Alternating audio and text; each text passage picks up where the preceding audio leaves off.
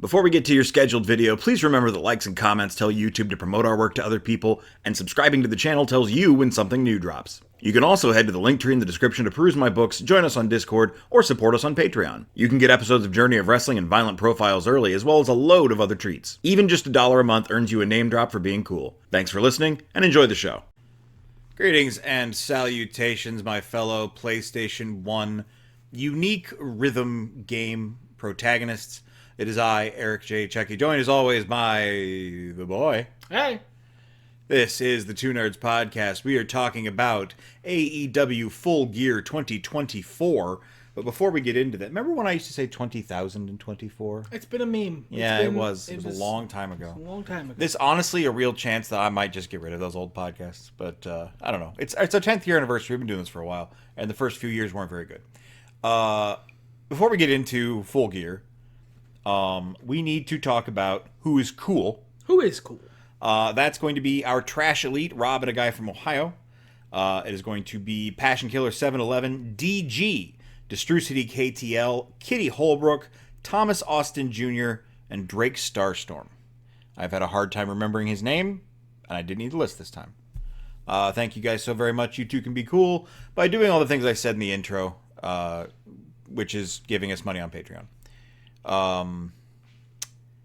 There's another thing, but why don't we give the spoiler-free version of this show while I remind myself of that other thing? I would honestly say that the spoiler-free version of this show is this was a fun pay-per-view with like a lot of pretty good matches. One, I would say really good match, although that's probably going to be a disagreement between the two of us. No, I thought that match was excellent. Well, and one excellent match. Oh. You don't mean the match I mean. No, this is, yeah, the excellent match. We're on agreement on. He's wrong about what the pretty good one was. But yeah, I think if I'm trying to sell you this pay-per-view, if I'm trying to get you to buy this pay-per-view, there is a definite match of the night, and it's not the match you expect. And this is also where we introduce our new segment. I agree with him entirely. It was the most enjoyable wrestling show that I've seen in a long time. It really got my blood pumping. It was fun. And it was fun. And part of that is due to the fact that there are actually characters I give a crap about who are wrestling again, and some decent storylines. But we need to introduce our new segment. This is going to be a regular thing here on the Two Nerds Podcast. Definitely. What's Crumpin'? What's Crumpin' is a segment where we tell you sort of generally what's been going on since the last time we spoke. Yeah. Podcasts love segments. We've never done one. And I feel like now's the time. So, if we ever forget, please let us know in the comments. What's Crumpin'? And we'll have to fill you in next time. Lately, what's been crumpin' with me, I purchased Dragon Age of the Veilguard, and I am really enjoying it. What's been crumping with me is I've been trying to get through a thing that we're going to do a podcast on in the future, and I have been we'll get more details when I finish that thing, and I've been playing some World of Warcraft. You know what else you've been doing? You've been enjoying some a new actual play show. That's true. The second season of Dimension 20's Misfits in Magic dropped. Very different from the first season in that it's no longer a mean satire from people who are angry at the creator of that thing. It's actually something that they're excited about and a genuine story they're excited to tell. And it really, really unfucks the vibe and a show I already liked. So that's what's crumping with us. Feel free to tell us what's been crumping with you in the comments. Moving right into All Elite Wrestling Full Gear 2024. We didn't watch the pre-show this time because of scheduling conflicts, and not because there were children on it. Although that was a delightful benefit that I don't have to acknowledge the Rizzler more than is necessary. I want to be completely honest with you, viewer. If I had found out before watching the pre-show, if we didn't have scheduling conflicts, if I didn't have something I value more highly than wrestling to do Saturday nights, I would have found out, if I had found out that kid was on the pre-show, I would have just skipped it anyway. I would have pitched skipping it. I was really curious to see how Big Boom AJ wrestled. I wasn't. But I don't, but on that, Anna Jay beat Deonna Purrazzo. Good for Anna Jay. She deserves more of a push. Deonna Purrazzo has recruited Taya Valkyrie, I guess, to be part of her stable that she's been trying to build for like 3 months now. Buddy Matthews beat Dante Martin. Commander, who has adopted the orphaned Alex Abrahantes, and the Beast Mortos by pinfall. And, of course, Big Boom AJ, a man from a store chain that I have zero familiarity with, defeated QT Marshall. That was your pre-show. Yeah, pretty much. We opened with a really exciting 4-way tag team match for the AEW World Tag Team Championships. I think everybody walked out of this looking good, except for Max Caster, but he put himself over. I think everybody walked out of this looking good, especially Max Caster, because the story was him putting himself over. Right. Like, I think this is the rare, like, 4-way dance that didn't become a clusterfuck, even though they only had 13 minutes. And it had, like, good story beats. Everyone was pretty true to their characters. Everyone walked away getting some kind of push out of it. And Max Caster walked away having the first interesting character beat he's had in a long time. They've been waiting to pull the trigger on what is probably going to be happening soon, at least hopefully, for fucking too long. And I'm excited for it, just for a change of pace. Me too. Private Party won this match, retaining their titles. That's a good call. I could see them passing them off to somebody, but I want them to have at least a few defenses under them. Yeah, I want them to feel legitimate. I want them to get that from this because, let's be honest, this is probably the last big thing they're going to get unless they have some career resurgence in their late 30s. Would you agree? I don't know how old Private Party are. I believe they're in their late 20s, maybe early 30s. They're not old. So, I mean, you never know. You never know who's going to get hot. I guess, yeah. They're like, people are wrestling well into their 40s these days, man. They got lots of career. They got a lot of runway left if they're not even 30 yet. Yeah, but I think the oldest guy in this match is Malachi Black. Yeah? I mean, you've got a young team Brody King. of Private Party. You've got a young team of the Outrunners. They are the youngest men alive. Oh, you were setting up for a bit I didn't understand. Okay. When have I ever hurt you? Lots of times. I never. Name one time on this podcast where I hurt you, you bald-ass stuttering motherfucker. Why don't you introduce the next match? The next match was MJF versus Roderick Strong. Because MJF didn't want to fight Adam Cole, and he made sure that didn't happen. God, MJF is so fucking good. This is not the match of the night, and I love this match. It was a really excellent match. MJF was in top form. There were a couple of didn't quite get all of that sort of shots in it. One of the things I love about Roddy Strong is his gimmick could be him farting on a snare drum, and he'd get in the ring and still be Roderick Strong. Yeah, he can put it together so well in between the ropes that his gimmick is secondary because he can deliver so strongly. MJF can deliver just as strongly and consistently has the best gimmick. Yeah, I have no argument with that. This is a really good, exciting match. Nobody sells like MJF. No. And I don't mean by that he flops around like Evan Bourne of old or Jay White of now. Better than anyone. That's not really what he does. He sells in such a unique way that is nonetheless feels very like genuine, and it makes the other guy look really good. Yeah. MJF took the win in this one. Maybe we're speeding through this a bit too long. The aftermath though. Yeah, the aftermath of the match. They were gonna beat up. He was gonna beat up Roddy Moore. Was that the case? Something like, well, he did beat up Roddy Moore. He got out of a chair, he stomped his arm in it, he did a bad thing. And after he was done doing his bad thing, Adam Cole comes in, his music hits, and he starts gently jogging out. Correct call, by the way, Adam. Yes. Gently jog to make sure your friend gets what he wants. I mean, to make sure you save your friend at a reasonable pace. Kyle O'Reilly, however, sees clean through this shit and yells at Adam Cole and tries to beat him up, and he saves Roddy. I'm not going to believe that this is smarter storytelling until they prove to me it is. As of right now, it's dumb. Adam Cole should not be a babyface. He's only a babyface because MJF turned back heel in the interim between Adam Cole being the worst scumfuck on the planet. Well, he's also such a natural babyface, and I does- don't mean in the he- Journey no. of Wrestling sense. He can pull off heel, but Yeah. he is... Chugs is a fucking angel being. Yes. So I have trouble buying Adam Cole the heel, even though he's actually quite good at it. It's not like he has natural babyface as a Right. trait, as it were. But he's so good at being a babyface, and his poor foot exploded.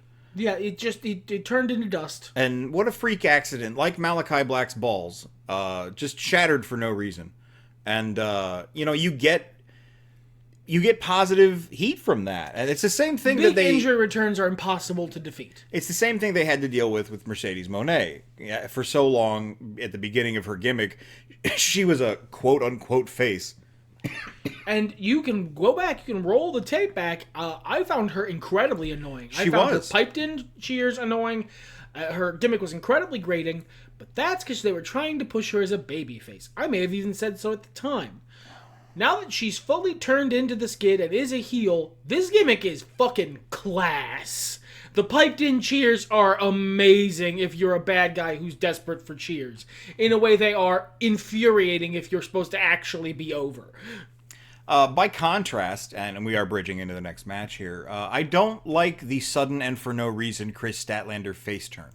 I make fun of Adam Cole because I'm more emotionally invested in his story and MJF's story. Kris Statlander is the current reigning and defending champion for most baffling sudden face and baffling sudden heel turns. Yeah, and they managed to do all the work to get her over as a heel. And then she just was a face again.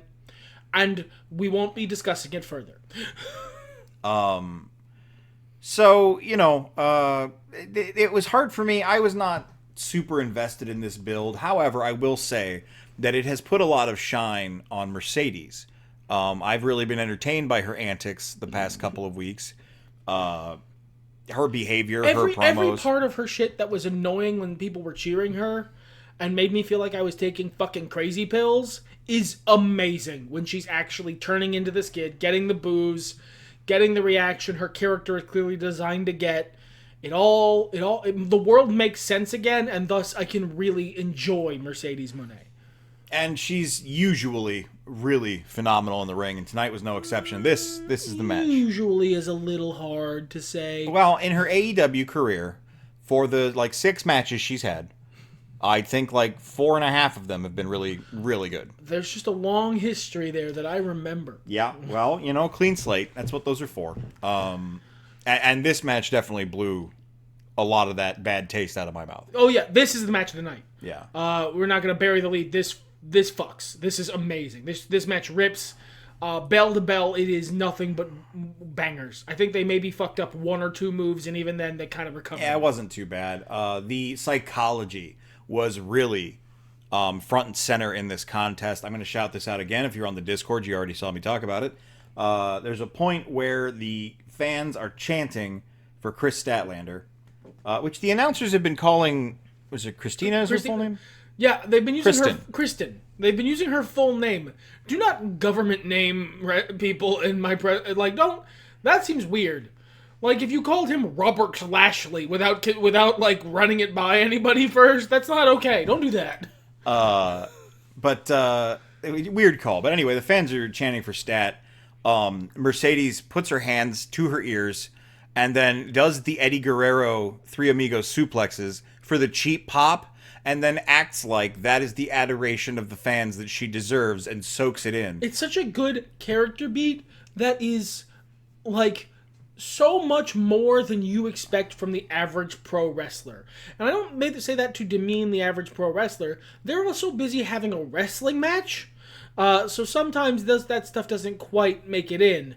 But the best ones, the real fucking stars, your MJFs, they do it. And this was that. This was such an amazing, complex character moment that she just stuck in the middle of the match, in the middle of an already excellent match with every time she failed a pinfall, the cameraman would rack focus in on her face as tight as possible, because Mercedes post "I didn't win" face acting is astoundingly good.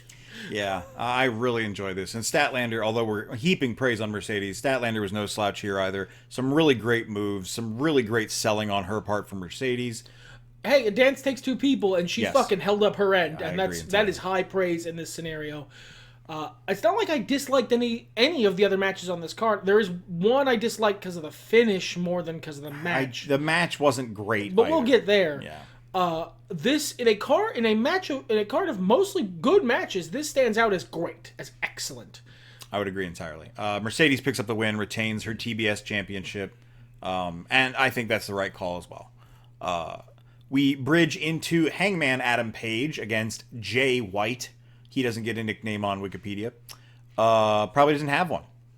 Probably doesn't deserve one. Probably doesn't have one he mentions all the time and No. makes into catchphrases. No, that are really bad catchphrases. Puts on his tights and puts on his Tron and puts on his coat and... Bang Bang. Bang Bang Jay White. There you go. That's his name. That's what lots of people would like to do, as I understand. I don't get it. Anyway, they did a fight. Hanger, I was delighted by some highlights from his Blue Sky posts. So we have Twitter Hanger back, and that's good. He loves gardening. And that made me remember the good old days of Face Hanger. You gotta let it go. This is an amazing character. Heel Hanger is amazing. I can't love him like I loved Face Hangman. He's just so good, and he's just as good in this as he has been in everything. I will acknowledge that. It's incredible storytelling. I'm just sour grapes about it. This match got a pretty low rating. Not as low as it goes, but I deducted points personally because this has fully the wrong call for a result. It also slowed down really hard, and so did the rest of the show.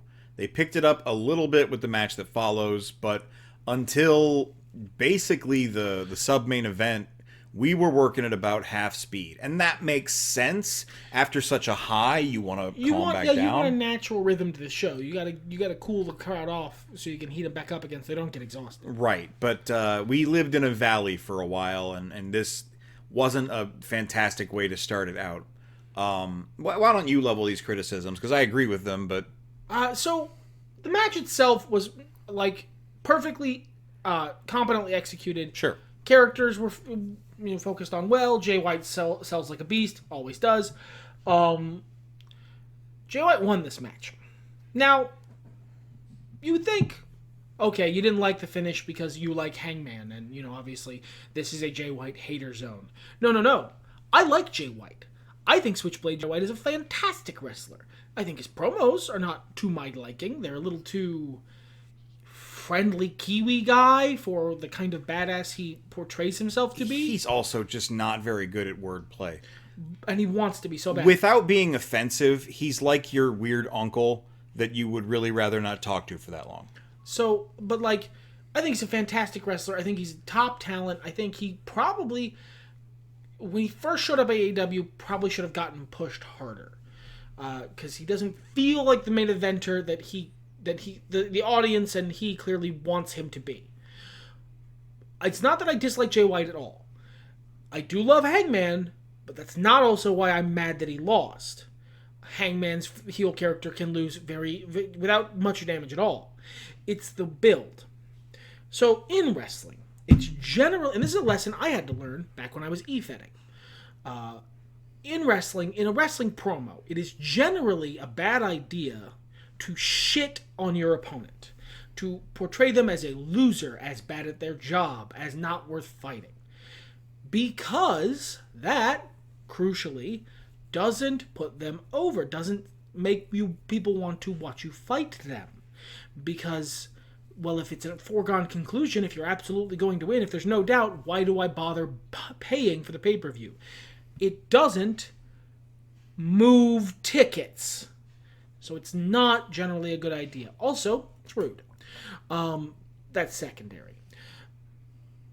If you're going to do that, if that's the angle you're taking in your promos against an opponent, you should probably lose the subsequent match. Because that allows for a surprising finish. That, you talked all this big shit, how you were guaranteed to win, how your opponent was a loser, how you have his number, blah, blah, blah. And then you lose the match, and now you guys are on a more even footing, and then you have like a rubber match to end whatever the thing is, right? This is not as true if you're the babyface doing that. Babyfaces can get away with that behavior a lot more, for a lot of complex reasons. I think it also benefits if the promos are light. Because you can have a series like Orange Cassidy and, Zack Sabre Jr., where Zack usually wins. Yeah. But it's still exciting because they're not talking smack much beforehand, if at all. Yeah, it's known, but not belabored. Right. And nominally, Jay White is the babyface going into this match because Hanger's gone insane and is a bad cowboy, and Jay White is trying to defend his friends and get back from some betrayals that happened, so on and so forth. But Jay White does actually have natural heel, so you can't. I don't buy him as a babyface. As much as he has the very friendly intonations, he says his words. Like, there was a point, I think it was this build, where he was, like, egging on the fans as, like, remember when you booed me so long ago? Now you cheer me because you know I'm right. And he managed to say it in such a way that he sounded like he was making fun of the fans for cheering him. He's naturally kind of a smug prick. And that's perfectly fine. You just gotta lean into that skid. So this might not have been a problem, but because because like I said, the babyface can get away with putting down their opponent a lot easier. We accept that from good guys a lot easier than we accept it from bad guys. I'm not going to get into the reason why. It would take a long time. But that might not have been a problem if it weren't for the fact that Jay White is a smug prick, and also he's correct. Like, Hangman and Jay White have a long history. The only time Hangman ever beat Jay White, he had help. So he is, like, statistically established over many years, over like 5 matches or 4 matches or whatever, over a decade of time. Correct. Hangman can't beat him. He's better than Hangman Adam Page. He just is. Suck it. So the right call there is to have Hangman win this match clean to increase the heat on the feud to go to whatever the final match is. Hangman loses this match clean as a sheet. The other problem with that is we've spent the last few months building up the Deadeye as a finisher. And Jay White took like 3 of them.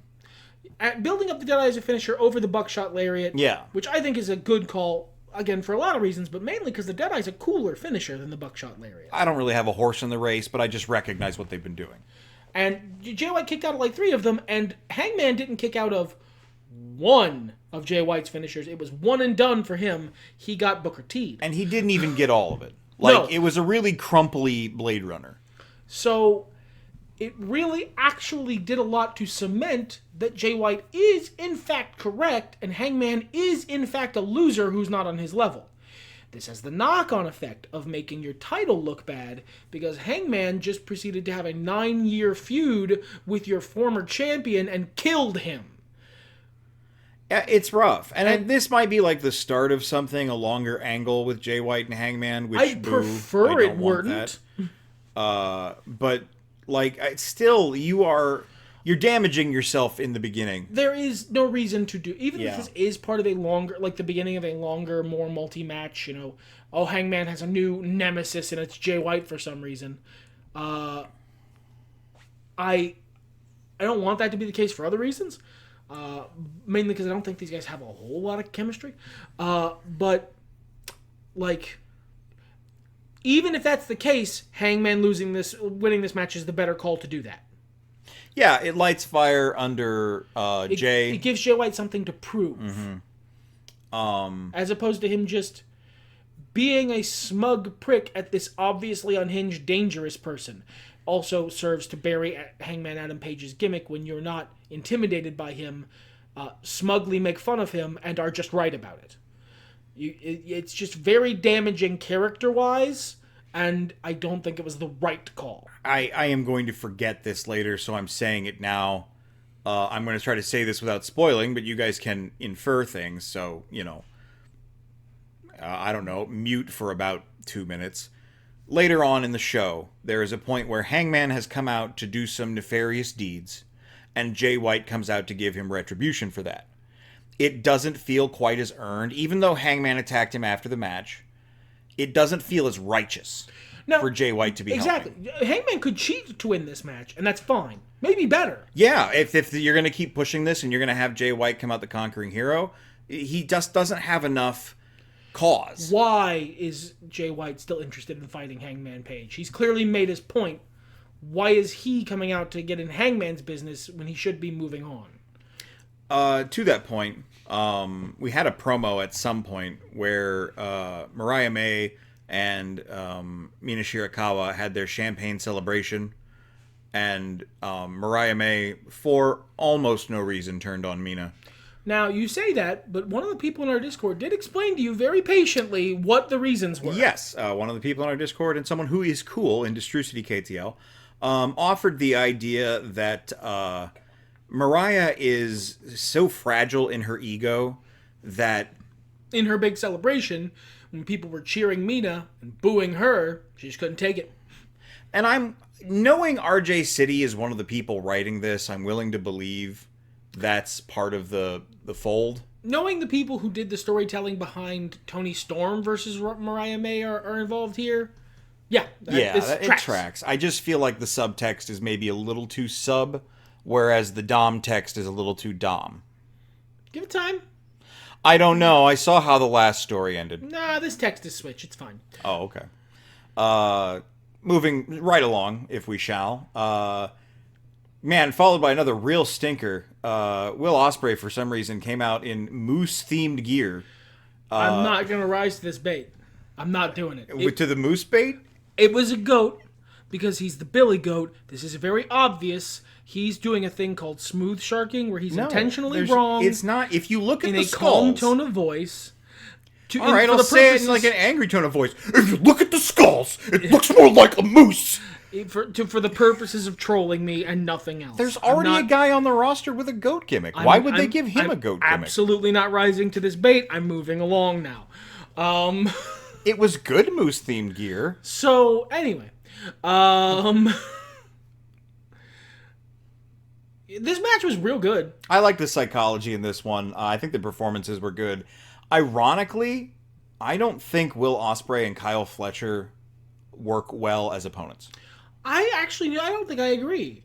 I think they have such a known rhythm, and they've worked so closely. They know each other's shit so well that they might work too well as opponents. Okay, the way they work together as opponents is causing problems, because there were several moves here where Kyle Fletcher leapt helpfully into Will Ospreay's move. And I don't mean that in the sense that obviously wrestling is choreographed, but like you're supposed to not show that. They were doing the inverse of showing light. Right. They were keeping things snug to a degree that seemed slightly unbelievable. Well, and there were literally situations where, like, Ospreay had set up, maybe a full second goes by, maybe half a second, and Fletcher leaps into the position he needs to be in. Now, you see this.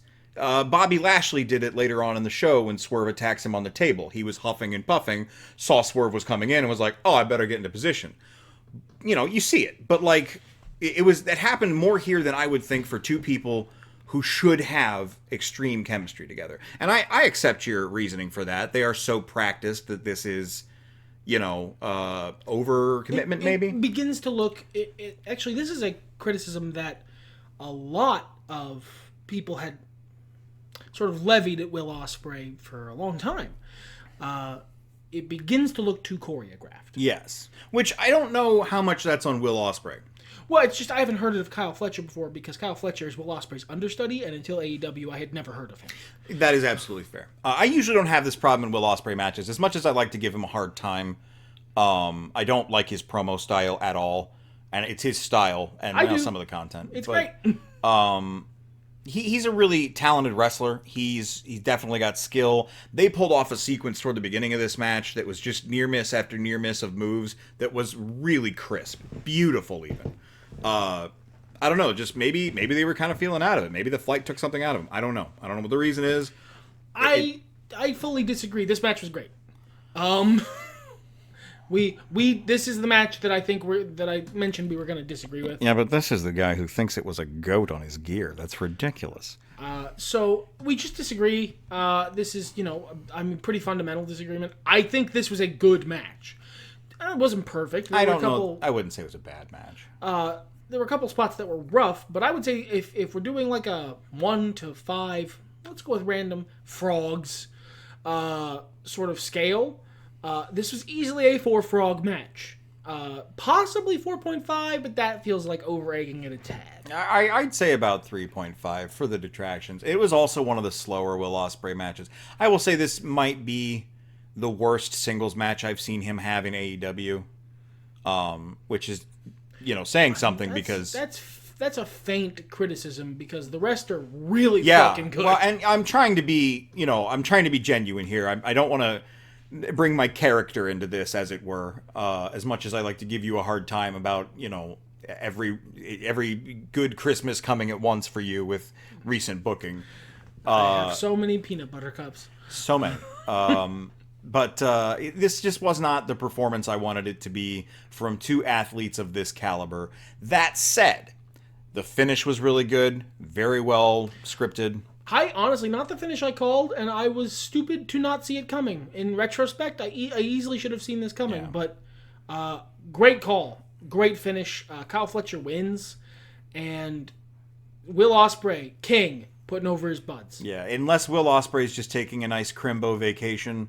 Good for him. I see this story continuing. No, I hope he takes his Crimbo vacation and Kyle Fletcher gets to crow about taking out Will Ospreay for a while. I also like how much they're putting over the Don Callis family lately. It's nice to see them back at the fore. Don Callis family is consistently actually one of the best booked stables, one of the best booked factions in AEW. And I appreciate that. I think they deserve to be. I think Don Callis needs the legitimacy of being right.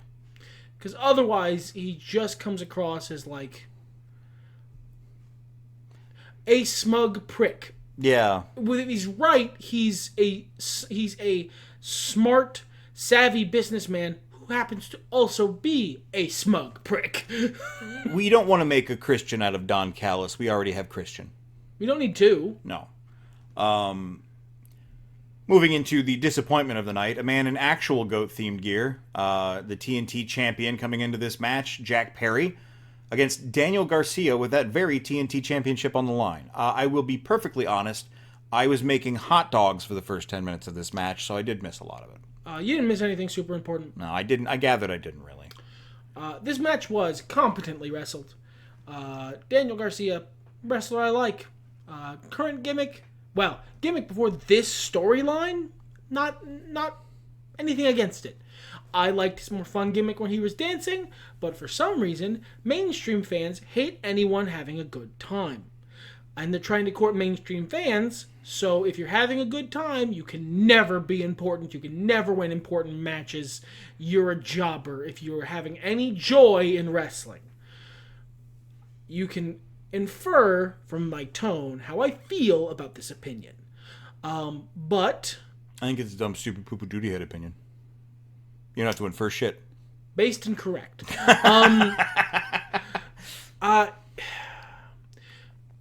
This storyline, which thankfully, honestly, White and I missed most of because we have something important to do on Saturday nights usually that is more important than wrestling. Penis sword fight. Yep. Write your fan fictions, I don't care. Post them in the comments. So, we missed most of this build, and I'm really glad about it, because this build was fucking terrible. What we didn't miss was the hardcore torture scene on Dynamite this week, where the madman Daniel Garcia hit one headlight and a hood of Jack Perry's special bus. So, Jack Perry was trying to kill Daddy Magic. He was trying to kill him with a car. He was going to drag him, which I think might be a hate crime. And Daniel Garcia stopped him and then proceeded to tie him to the roof of his own special scapegoat van and drive him to an abandoned warehouse and then take out a crowbar like he's about to Jason Todd this motherfucker, and then hit out one of his lights and leave in a huff, because it turns out Daniel Garcia is a bitch. You don't get to do all of the stuff leading up to killing a guy with a crowbar and then just leave without it coming across like you planned to kill a guy with a crowbar and lost your nerve at the last second. I think that could have been good hero, I'm not going to do this work if this weren't a Fed that included Swerve Strickland. Yeah, sorry, bud. We burned down houses here. You're in the wrong place. Swerve literally did this 2 years ago, and then he, cut off a man's nutsack with a cinder block or something. And, he did this, and then, 3 weeks later, for some reason, the guy he did this to was a heel. So, you can't flirt with disaster. You have to be a disaster. And I just don't think they did a good job of building any part of this. As our cool friend KTL put it, it's the jock bullying the weird kid, and for some reason we're on the mean jock side. Don't get me wrong, Jack Perry's a bad person. He was gonna kill a guy. He was, until this match, a sort of deranged extremist who has very firmly held convictions that he will not bend from, and speaks very sort of not Bray Wyatt, but the step below, like a Waylon Mercy type. He is doing a gimmick similar to Bray Wyatt without the actual cult part. Yeah, he's just a man with a very specific outlook on the world who's willing to commit as hard as he can. Now, let's remember, Jack Perry was going to let a man light him on fire rather than give up on a wrestling match. Light him on fire while he was tied to the side of a steel cell. He was in a position where he would rather be burned to death than lose a wrestling match 3 months ago or some shit. At the end of this match, he taps out to a fucking sharpshooter. There's not a lot of gimmicks where I would say that you should only have them tap out under very specific circumstances. That's a big ego buff to give to a wrestler, and you should do it very sparingly. Jack Perry's current gimmick is absolutely one of those chosen few. I don't like seeing the strings, and the last few months of Daniel Garcia's booking have so nakedly been, please don't go to WWE, Daniel Garcia. Everyone loves you. You're so special. Everyone wants to hug you. You're the bestest and the bestest. And we're going to give you special segments where your mom dully reads a poorly written script into a microphone. And then we're going to give you all the push. You're the toughest guy. You can make anybody tap out, even the guys who are psychotic and would rather burn to death than lose a wrestling match. I'm so hot about this finish. Look, if he puts him in the sharpshooter and Jack passes out from the pain, perfectly normal. Cromulent, easy, done. Pinfall's fine, too. Pinfall, I just have him knock him out. Whatever, I don't care. Yeah. Have him actively tap out, undermine so much of what the incredibly fucking good work that Jack Perry has been doing, that it just is cutting off your nose to spite your face. If it weren't so obviously not the case, I would believe that this match was set up to curry favor with CM Punk. Jack Perry tapped out to a sharpshooter? Yeah. But it's not. I mean, obviously. But come on, Jesus. So I hate that I'm here where a guy I like Daniel Garcia, who is a talented wrestler and has a bright future ahead of him, I am unhappy to see with the TNT Championship. Because of how it happened, more than anything. I think he'll probably do good work with it. I hope this gimmick is over. I don't wish to see it continue. This just genuinely feels like the weird kid in art class who maybe if you're cool will tell you not to come to school tomorrow. Again, Jack Perry's not a great guy. Is beat up by the jock and everyone cheers and claps. I don't like being put in the camp where I'm expected to cheer and clap with those fucking people. Well, and this is just such naked 2010s Roman Reigns booking. And y'all are eating it up. And why? Because it's the food they want, I dog. guess, man. I guess I don't quite get it. Moving on to a match I really did enjoy, despite Ricochet's inability to sell because of his wrestling style. He did his best. Ricochet versus Konosuke Takeshita for the AEW International Championship. We're both pretty big Takeshita fans. Yeah, Takeshita's great. Current Takeshita is the coolest motherfucker. I think this was, again, not as fast as I wanted. We didn't really pick up speed until the next match. It was a much slower match than I was expecting, but I think it was fine for all that. Mm-hmm. Technically very sound. Lots of cool stuff. Lots of near finishes that were really exciting. I don't have a lot to say about it because it was so technical. I like that Don Callis got upset. I like that his finisher, when he was a babyface that he never fucking won any matches with, that has been relegated to the rightful position of signature move, continues to not win any matches. Nobody ever wins a match on a blue Thunderball. You don't get to. That was true with Sami Zayn. It's true with Konosuke Takeshita. It's a cool move. Definitely could be a finisher. For some reason, wrestling zeitgeist, it means it's about as effective as a headlock takeover. And hey, now, MJF has won plenty of matches on a headlock takeover. He's a generational talent. Well, that's fair.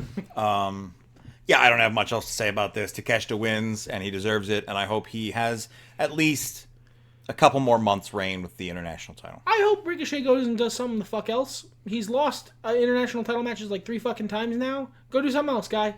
This is making you look like a jobber. You know what he could do? He could go get tapped out by Daniel Garcia. Yeah, sure. Whatever, man. That's better. We move into not the match of the night, because that Mercedes stat match was really good, but the match I was the most excited to watch, the match I had one of the best times watching. It's finally here. It's finally time. Bob. Bobby Lashley has hit the AEW. And he hit it so hard with his big muscles and his big sweaty head. It's just very good. This is maybe one of my favorite matches of the night, simply because my friend was happy watching it. It's been so long. Don't ask for much. I just want a wrestler I like to be in the ring doing cool shit. You know what I mean? Yeah. Swerve had a big weird face that he wore and then put on his pants. It's a reference to a rapper. But it's a bad reference to a rapper. He looks like he seems to have intentionally designed his outfit to look like the Wish.com version of Tyler the Creator. Like when you ask your parent who isn't very crafty to make you a Halloween costume and you're 4, and they do their best and it sucks, but you're 4 and you think it's the greatest thing ever, it gives that energy. And that's not what you want out of your cool fucking guy, Swerve Strickland. Who is supposed to be something of an auteur. Yeah, being like an auteur, being like a very your own thing, your own speed, your own mogul enterprise sort of guy, and coming out in a shitty cosplay of a different rapper is not a good look. Thankfully, Big Bob was here to beat the ever-loving ass off of him. Yes, Swerve put over Bobby huge. Oh my god. He did not. Bobby beat his ass. It was beautiful. He got to do all his best moves, the pick up and put down, the pick up and put down, the throw into, the break away. Through. Yeah, the spear. Put him in the hurt lock, made him take a nap. And of course, Swerve did hit his DDT, which was a fascinating sell by Excalibur. He almost won the match with that DDT by virtue of referee stoppage. He almost won the career with that DDT. By virtue of life stoppage. I'm not going to say who was at fault there because I don't know. Look, but Swerve tries to do a DDT on the apron, and Bobby Lashley effectively spears the floor. It's a high wire act without a rope. Sometimes y'all fuck up. Yeah, it happens. I don't mean no to blame. judgment. My judgment is on Excalibur for pausing and then going, DDT! Just long enough that you know that he knows that that's not what that was. Don't call the move, champ. Don't say the thing. My God. General advice for you, Excalibur. If you don't want to say what a move is, if for cultural weeaboo reasons, you don't want to give the correct name for a wrestling move, Do not give it a incorrect. Do not call it a different wrestling move just because you would prefer it was a different wrestling move. It undermines the verisimilitude of the kayfabe. It makes it more artificial. It makes it so you can see the strings. It also just cheapens your wine by watering it down. You know, people, nerds, autists, love when they can collect and categorize things. And if there is a slight difference between a half-hatch suplex and a, what's the phrase, a single Nelson suplex, then that is important critically. Look, if it was some obscure bullshit you got wrong, I would be much more willing to forgive it. But that you have clearly made the conscious decision to never call a vertical suplex in your fucking life, even when it is the most obvious vertical ass suplex, it is the most infuriating thing you regularly do. And it makes your commentary and the show worse, because it's a rock in my fucking shoe that I can't unfeel.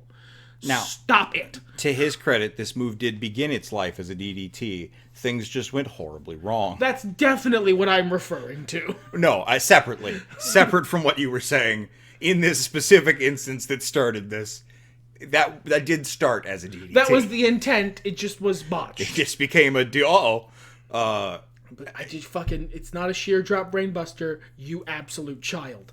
You're not in Japan. It's a fucking vertical suplex. Stop it.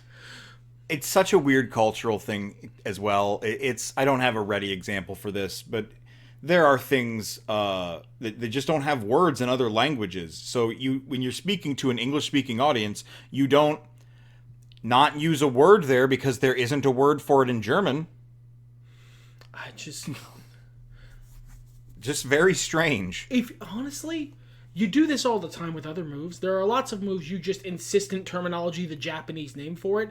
If you utterly refuse, if you would fall on your sword before calling a normal, regular vertical suplex one of the most default fucking wrestling moves a vertical suplex, just say brainbuster in Japanese. Then it can be your own little weird thing, and I don't have to mentally be forced to acknowledge that you're intentionally wrong for some unknowable fucking reason. I have bad news. Brainbuster in Japanese is Brainbuster.